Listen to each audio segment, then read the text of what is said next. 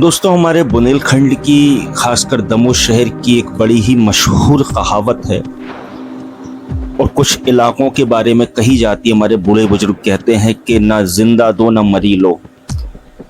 ये कही जाती है बेटी को विवाहित करने के बाद, बेटी का निकाह करने के बाद। ये क्यों कही जाती है? हाल के दिनों में जिस तरीके से एक हाई प्रोफाइल मामला मॉडल एक्ट्रेस ट्रेसा शर्मा का, जो कि भोपाल के एक पॉश इलाके कटारा हिल्स में जिस परिस्थितियों में उनकी मृत्यु हुई, तो ये काफ़ी चर्चित बना हुआ है। सीबीआई जांच के दायरे में है और उसकी रिटायर्ड जज गिरिवाला सिंह और समर्थ सिंह एडवोकेट, उसके पति, ये शक के दायरे में कहीं ना कहीं है। तो ये कहीं ना कहीं कहावत जो कही जाती है बड़ी अच्छी कहावत है और इसी केस को लेकर हिंदुस्तान के मशहूर वकील तुषार मेहता साहब ने बहुत अच्छी बात कही जब वो इसकी पैरवी कर रहे थे इस केस की सुप्रीम कोर्ट में। तो उन्होंने कहा, it is better to have a divorce daughter than a dead one. बहुत प्यारी बात कही और कहीं ना कहीं हमारी बुंदेलखंडी कहावत से बिल्कुल मैच करती है कि ना जिंदा दो ना मरी लो। उन्होंने कहा कि तलाकशुदा बेटी होना एक मरी बेटी से बेहतर है। बहुत प्यारी बात कही। और इसी के बारे में कुछ एक हिंदुस्तान के बड़े मशहूर शायर हैं नदीम फारूक साहब, उन्होंने बहुत पहले कहा था कि जब से रखा है आंगन में मेरी बेटी ने कदम, इसकी बरकत ने कभी घर में फाका ना होने दिया। यानी कि घर में कभी तंगी नहीं हुई, आर्थिक तंगी नहीं हुई। तो कहीं ना कहीं हम बेटी को रहमत कहते हैं, घर की बरकत कहते हैं, लक्ष्मी कहते हैं।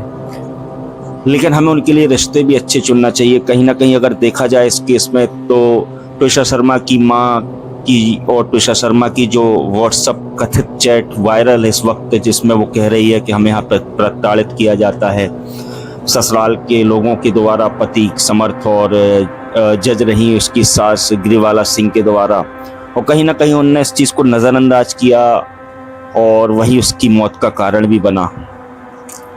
और महंगी शादियां जिस तरीके से हम करते हैं, अच्छे रिश्ते ढूंढते हैं, तो कहीं ना कहीं वो भी कभी कभी असुरक्षित होते हैं हमारी बेटियों के लिए।